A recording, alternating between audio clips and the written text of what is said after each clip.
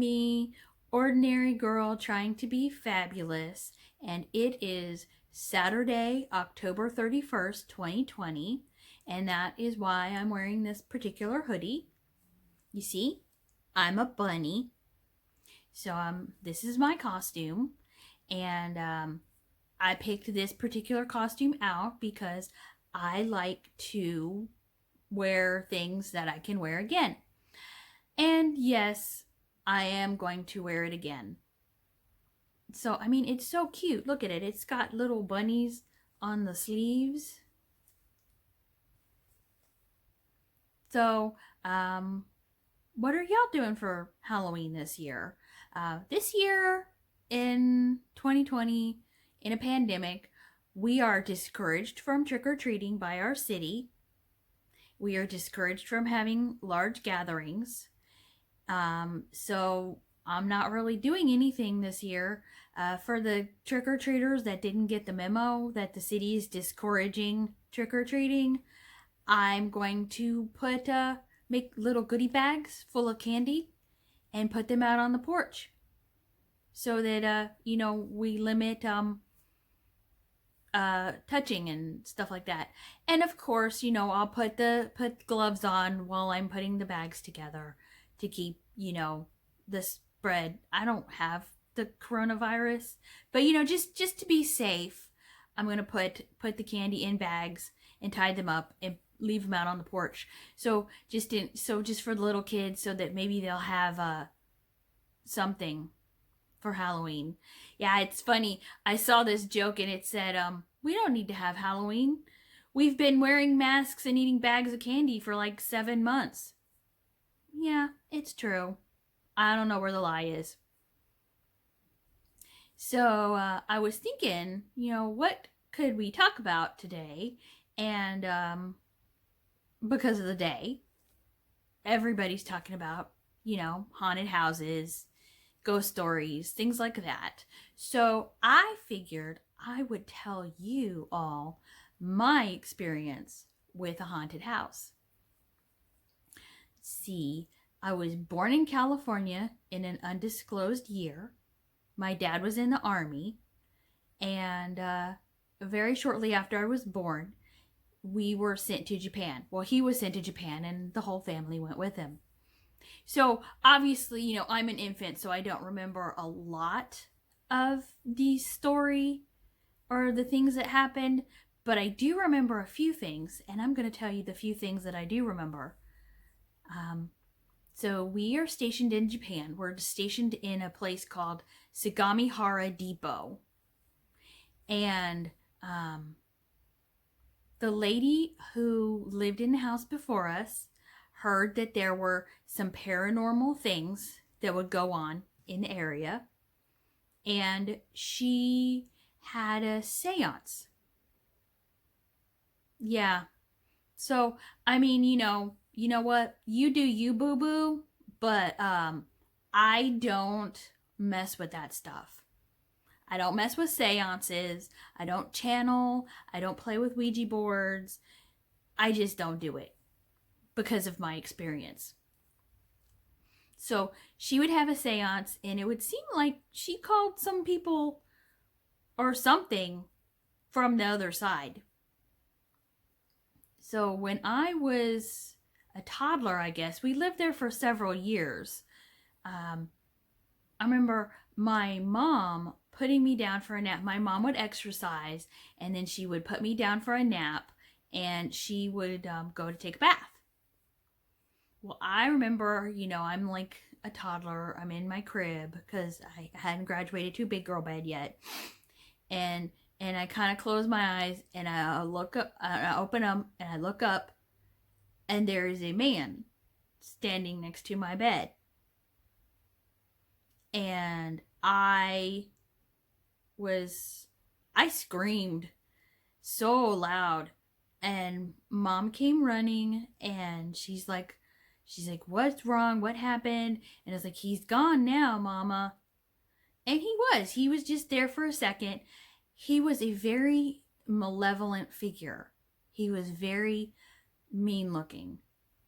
So That's what I remember that. So I said, he's gone now, Mama. And then, I'm surprised I could sleep in that room after that, but I did. And then there was another time, I was wanting to play Monopoly. Of course, I'm a little kid and I can't read yet, so I can't play Monopoly, but I can pretend like I'm playing Monopoly. And my brothers and sister and mom and dad, they wanted to go do something else. So they went off to like watch TV, and I stayed behind and I'm playing Monopoly. And I don't know what I'm doing, so I'm just making up the game in my head as I go along. And then all of a sudden, there's like this feeling coming from the corner, and it was pure evil. It was like hatred. I've never, never, ever felt that kind of hatred since. I've never. I mean, and I'm not everybody's cup of tea. So, you get what you get. But yeah, it was pure hatred, and it was radiating out of a specific corner.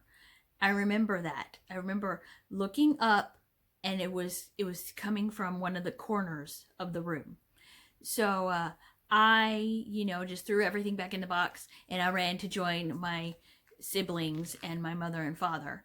Yeah, the funny thing is I probably got in big trouble for not putting the pieces back in the box right, because my parents were a stickler for that, putting everything back just so. But I was like, being a sassy little kid, I was just like, well, if you seen what I seen or felt what I felt, you wouldn't have put pieces back right either. Not quite sure how I would have phrased that being a toddler, because, toddlers don't have, words. I don't know how I said it, but yeah, I was probably like, if you just went through what I went through, you would not have put the pieces back right either. Then there was one time we were doing stuff, like we played board games and watched TV and stuff like that, because it was before the internet and even game systems, maybe, or maybe we didn't have one, but we played a lot of board games and watched TV and stuff like that. And my mom was in the kitchen cleaning up the kitchen, and we had those alphabet magnets on the refrigerator. And all of a sudden, my mom screams, and we all run into the kitchen, and the alphabet magnets are on the floor, and she's leaning against the counter, and she's in a lot of pain. And so my dad like lifts up the back of her shirt, and she has welts on her back. Whatever it was had taken the magnets off of the refrigerator and threw them at her with such force that she had welts on her back. Another thing, there was like a hanging basket, and it would just swing back and forth, and there was no wind. If it was every once in a while, you would think, oh, it's a gust of wind. It's a gust of wind that blew it back and forth. But no, it would swing back and forth on its own. There was also a doorknob that was in a closet, and that doorknob would jiggle constantly. Just jiggle, and without stopping. And it was also cold in that kind of part of the room. So this part I don't remember, but my mom says I did it. I remember it vaguely, but I was also told that I would open the closet door and talk to somebody in there. Yeah, I do kind of remember that, but because when I think back on it and I try to remember these things, I remember there was a malevolent male figure, and there seemed to be a nicer, like a female, a motherly type figure. I mean, and ghosts, believe what you want. This really did happen to me and my family, and I don't know how to describe it, but my siblings did not a lot of stuff happen to them. My dad would say he would sit in the living room and he would feel the like the presence of the malevolent presence in the room at times. So that was his experience with it. But whatever it was, it really fixated on me and my mother. Then also in this house, at one time, we had a flood coming from the ceiling.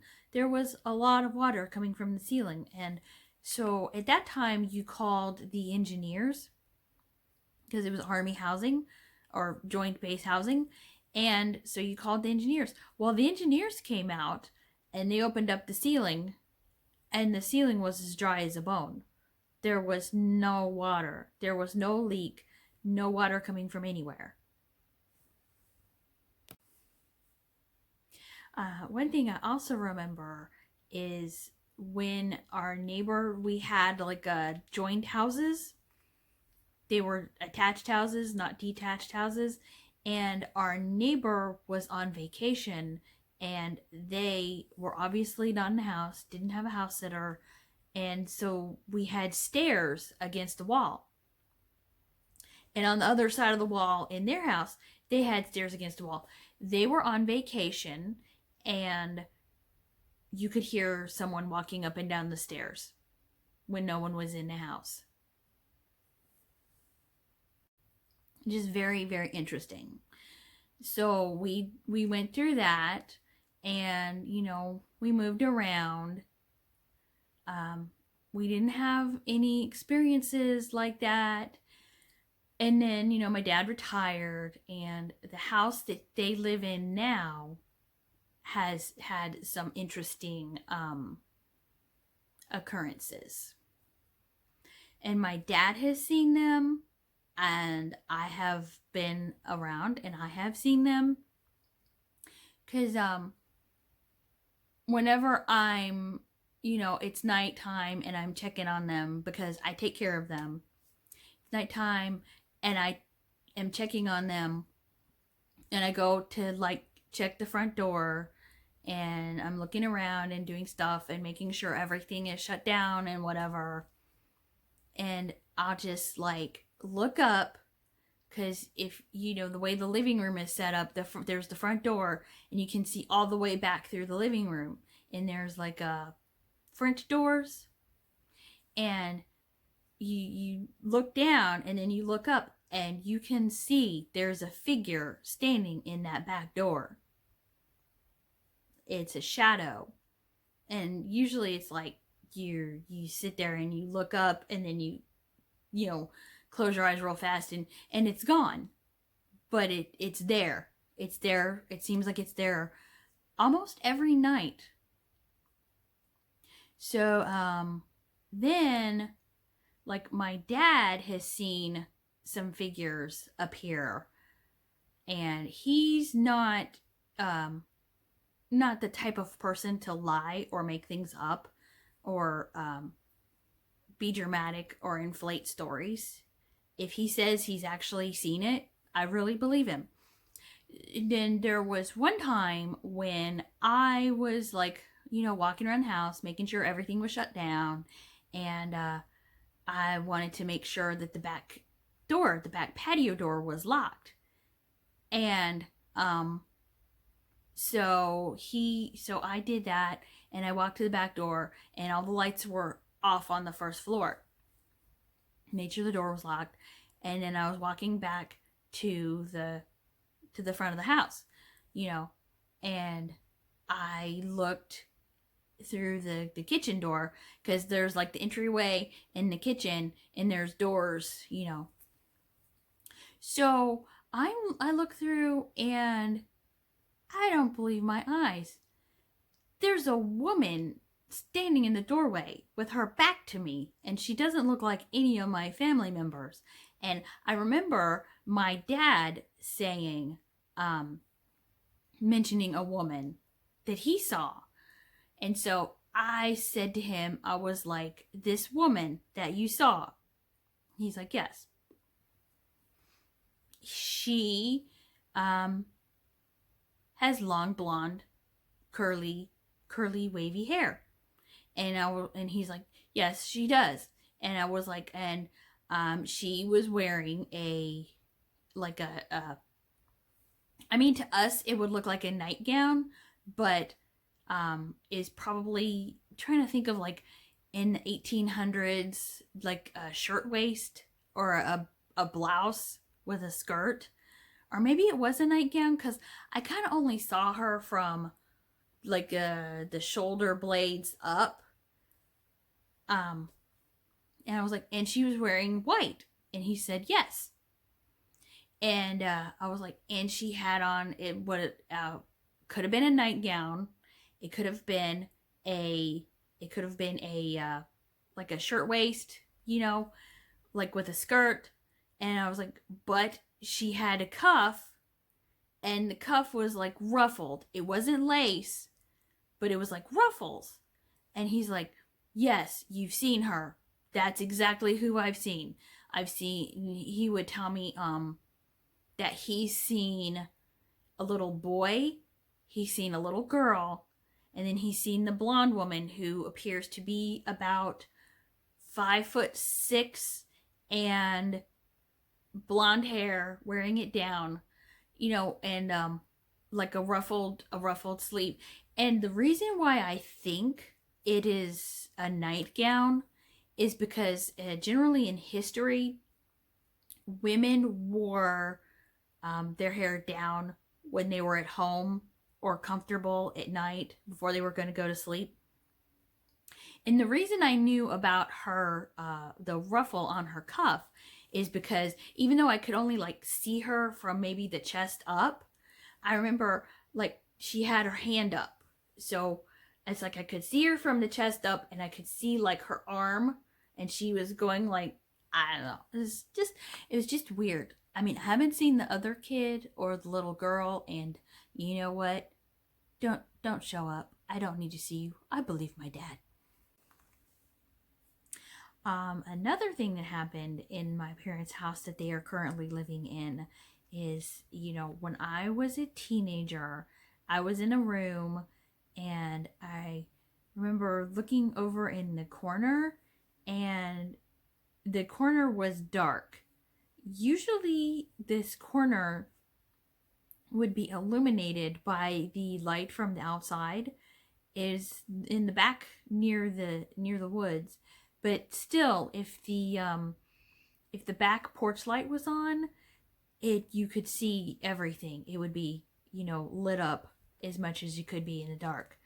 So I was a teenager, and I remember this corner being just awfully particularly darker than the rest of the room.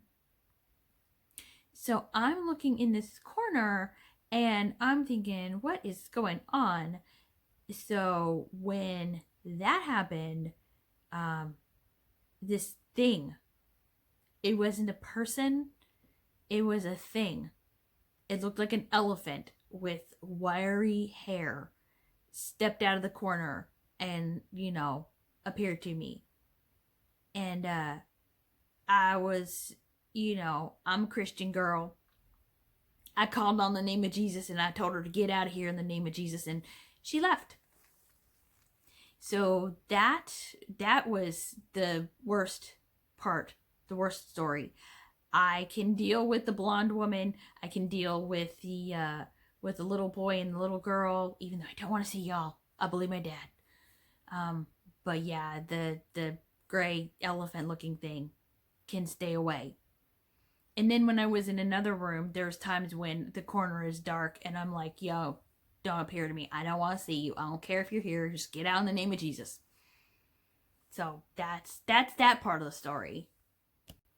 So that's my story. That's my ghost story. That is my true and honest story. I promise you, I mean, I don't swear, but I promise you, I don't have a Bible handy. I'm filming on my phone, so my Bible's on my phone, but I swear, it's true. It really happened. I know people are like, oh yeah, sure, ordinary girl. It's not true. It didn't really happen. You just made up those stories. No, I didn't. I promise you. It really happened.